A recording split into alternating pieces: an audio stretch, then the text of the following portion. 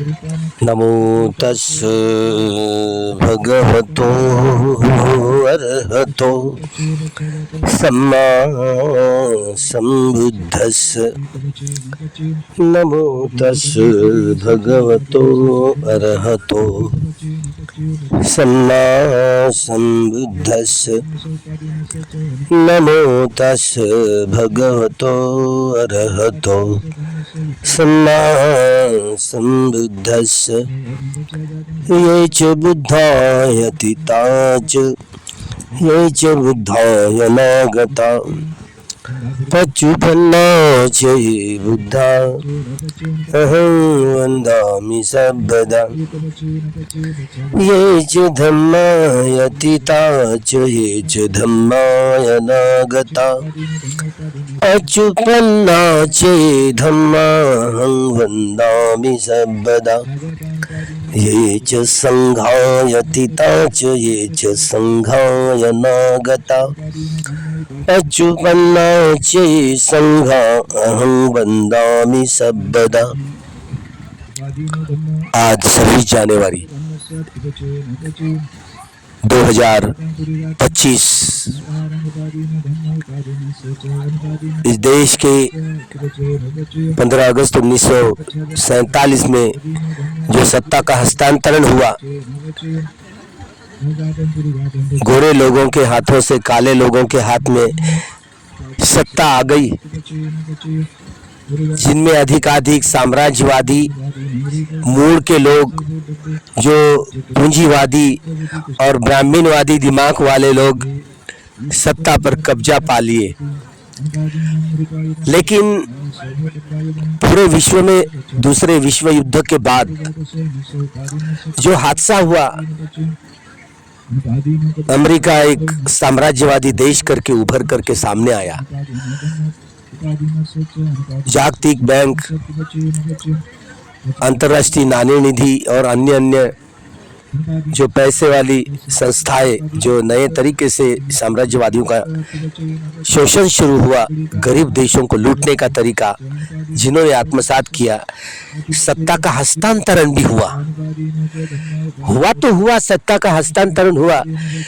इसमें डॉक्टर बाबा साहब अम्बेडकर जी का रोल बड़ा अहम रहा, क्योंकि चलाना है, शासन चलाना है, तो ये लोगों का राज, जिसको गणराज प्रजासत्ताक कहा गया है ना, प्रजा की सत्ता, ये मूल रूप से लोगों को लगता है जनतंत्र, ये तो पूंजीवादी ही कंसेप्ट लगती है। शुरू में जो जैसे जैसे औद्योगिक क्रांति हुई, उसके बदौलत एक तरफ मजदूर वर्ग, दूसरी तरफ पूंजीपति, ऐसे वर्ग संग्रह होते रहा। और ये समाजवाद ये काल्पनिक समाजवादियों की धारणा रूढ़ होते चली गई। इसमें जर्मनी के कार्ल मार्क्स हुए, उन्होंने वैज्ञानिक जो समाजवादी धारणा विकसित की, और यही ढूंढते जैसे रशियन के जो विद्वान थे टॉलस्टॉय, उसका प्रभाव मिस्टर मोहनदास करमचंद गांधी पर था। उन्होंने भी जिसके आधार पर गांधीवादी समाजवाद की भी धारणा लोग कहते हैं। इस तरह जैसे अंग्रेजों के हाथ से यह कांग्रेस वालों के हाथ में जब सत्ता का हस्तांतरण हुआ, संविधान लिखने की जो जिम्मेदारी, जो जैसे कोई प्रकृति, बहुत सारा विरोध भी हुआ, लेकिन जैसे कोई प्रकृति ने बाबा साहब पर इस देश के संविधान लिखने की जिम्मेदारी दी, ऐसे ही हुआ। और उस संविधान समिति में बाबा साहब के जैसे इतना बड़ा विद्वान दूसरा कोई व्यक्ति नहीं था। न्याय, स्वतंत्रता, समता और बंधुभाव, तो स्वयं पंडित नेहरू द्वारा बातों को रखने की कोशिश हुई। लेकिन दूसरे विश्व युद्ध के बाद में हर संविधान निर्माताओं ने जब भी ऐसे युद्ध की बातें होती है, तो बुद्ध का नाम विश्व के पटल पर आ ही जाता है। इस तरह दूसरे विश्व युद्ध के बाद अलग अलग तीसरी दुनिया के देशों ने यह न्याय, स्वतंत्रता, समता और भाईचारा, ये चारों मानवीय मूल्यों की बात अपने अपने संविधान में लिखने का वह समय आ ही गया था और भर दिया। तो यह बुद्ध के न्याय, स्वतंत्रता, समता और भाईचारा, ये चारों मानवीय मूल्य सभी संविधानकर्ताओं ने यह अपने अपने संविधान में, अपने अपने घटनाकारों ने रख दिए। जिसमें बाबा साहब में भी वो जो प्रियम्बल होती है इस देश का संविधान होता है, तो जिस दिन ये 26 जनवरी 1950 को ये अमल हुआ तो उसे प्रजासत्ताक दिन है ना, तो माना गया, प्रजा की सत्ता, रिपब्लिकन डे। तो 26 जनवरी 1950 को इस देश के संविधान का अमल हुआ। आज 75 साल बीत गए, देश पूरा अमृत महोत्सव मना रहा है।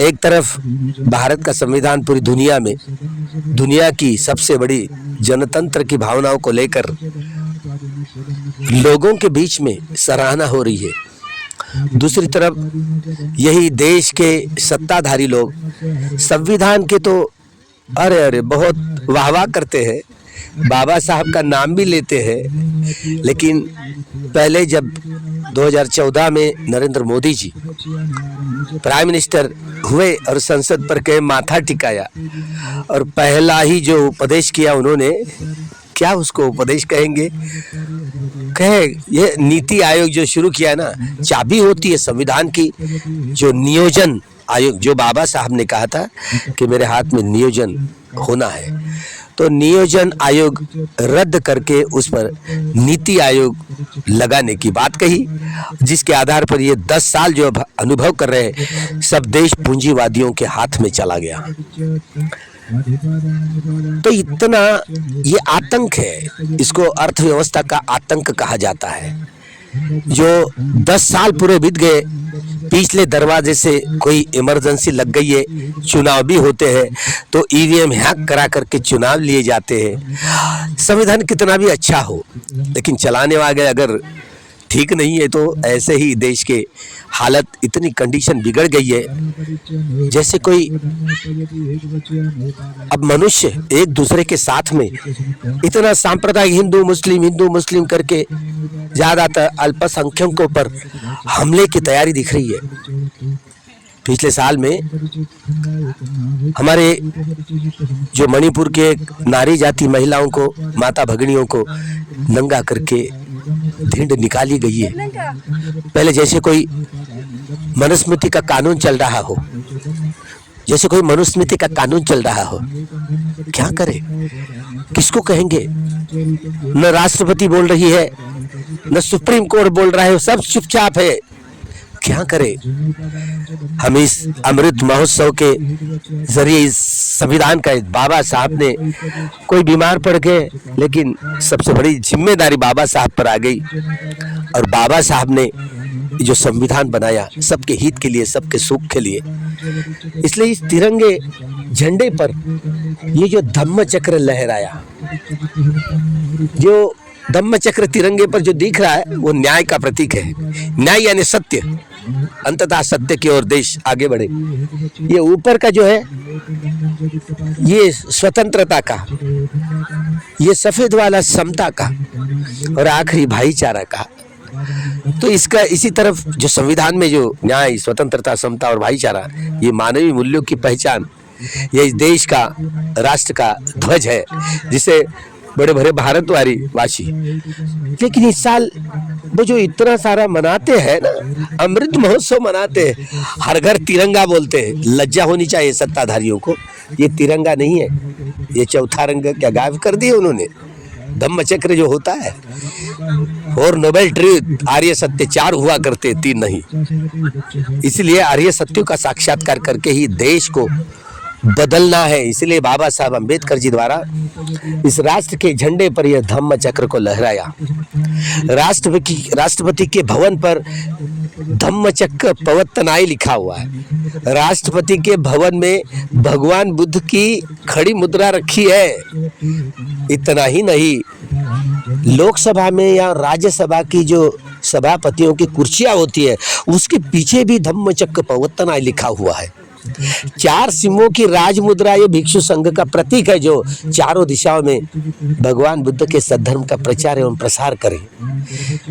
ये संविधान बाबा साहब ने लिखा तो घटना दत्त जनतंत्र की मूल जड़ें है ना, भगवान बुद्ध के विनय पिटक में है। दो व्यक्ति विश्व में एक नहीं है, दो बेटे हो, एक माँ के दो बेटे होकर भी अलग अलग स्वभाव वाले होते, जरा सी शांति और सुख और समाधान से जी नहीं पाते। लेकिन टूटे हुए मनों को जोड़ना है ना, अलग अलग संप्रदायों की सारी दीवारें तोड़ करके इनको जोड़ना कैसे है, कैसे जोड़ना है। तो बाबा साहब ने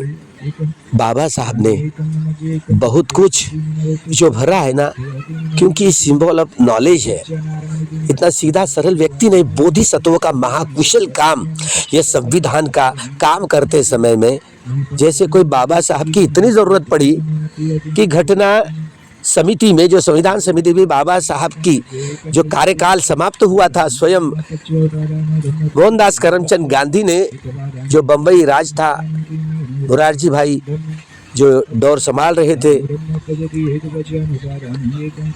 तो उनको भी पत्र लिख करके देखा कि ये बम्बई राज्य में से फिर से बैरिस्टर अंबेडकर जी को भेजा जाए संविधान समिति में।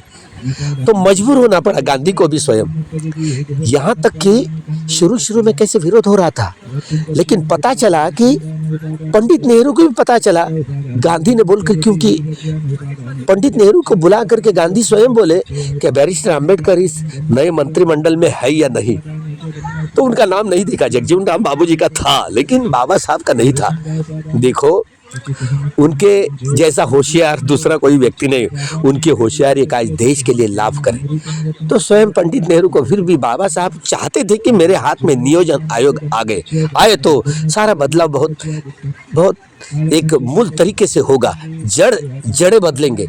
तो ऐसा हुआ नहीं, कानून मंत्री पद दे दिया गया, फिर भी वह 340, 41 और 42 जो ओबीसी, अन्य अनुसूचित जाति और जनजातियों को वो आरक्षण दे करके कुछ 10 साल के लिए वो राजनीतिक आरक्षण था, लेकिन बाकी जैसे कोई एक समता की जो बात होती है, यह न्याय की, जो सामाजिक न्याय, आर्थिक न्याय, सांस्कृतिक न्याय, यह जो न्याय की बात, ये प्रकृति के नियम के आधार पर हो। स्वतंत्रता, यह सामाजिक स्वतंत्रता, आर्थिक स्वतंत्रता, यह राजनीतिक स्वतंत्रता और सांस्कृतिक स्वतंत्रता प्राकृतिक स्वतंत्रता के आधार पर हो। यह जो स्वतंत्रता, बंधु समता हो, ये सामाजिक समता, आर्थिक समता, सांस्कृतिक समता, यह राजनीतिक समता हो। यही तो बंधु भाव की होती तो मित्रत्व होता है। जैसे एक अकेले बेटे को अपनी माँ अकेले बेटे के लिए मरने के लिए, मृत्यु के लिए तैयार हो सकती है, इतने प्यार, इतना लगाव होता है। केवल लगाव, वो आसक्ति युक्त नहीं होता, तो इतनी मैत्री करे। बंधु भाव ऐसे ही होता है, जो है यह राजनैतिक बंधुभाव, आर्थिक बंधुभाव, सामाजिक बंधुभाव प्रकृति के साथ जुड़ा हुआ होता है। तो प्रकृति के नियमों के आधार पर यह संविधान बाबा साहब ने 395 कलमों में लिखा। 390 प्रकार के स्वभाव वाले हम लोग मनुष्य, चाहे अपने आप को हिंदू हो, बौद्ध हो, जैन हो, सिख हो, यहूदी हो, ईसाई हो, मुस्लिम हो, आर्य हो, अनार्य हो, किसी वंश के हो, क्या फर्क पड़ता है। राग मूलक, द्वेष मूलक, मोह मूलक, बुद्धि मूलक, भय मूलक, वितर्क मूलक इत्यादि इत्यादि 390 प्रकार के स्वभाव वाले हम लोग ले, और अपने अपने दिमाग से, अपने अपने स्वभाव से हम कर्म करते, शुद्ध चित्त से कर्म नहीं करना आता। तो बाबा साहब ने ये सुखा वेदना, दुखा वेदना, अदुखा असुखा वेदना, ये शारीरिक वेदनाएं होती है। सौमनस्य और दौर्मनस्य, ये चैतसिक वेदनाएं होती है। ये 5 वेदनाओं के आधार पर हर मनुष्यतर प्राणी अपने स्वभाव को बनाता है। ये 395 कलम में बाबा साहब ने इसीलिए संविधान लिखा है। अरे संविधान कितना भी अच्छा हो, अगर अमल करने वाले ठीक नहीं होते तो ऐसी देश की हालत इतनी पतली हो गई, क्या होगा पता नहीं। ये राजकर्ता है को क्या होगा पता नहीं। राजकर्ता अपने आप को फांसी के तख्ते पर लटवाने का स्वयं प्रयत्न करेंगे, क्या करेंगे। आत्महत्या करने के लिए इनको जगह नहीं होगी, इतना कर्म, कुटिल कर्म हुआ है। अब कौन समझाएगा, कैसे समझाएंगे। तो इस अमृत महोत्सव के अवसर पर अगर यह सत्ताधारी सत्ता तो मेरे ख्याल से 2025 में बदलेगी, लगता है होगा, बदलेगी। संविधान का अमल अगर ठीक करने वाले होंगे तो दूसरा कोई बुद्धिज्म के अलावा पर्याय नहीं है।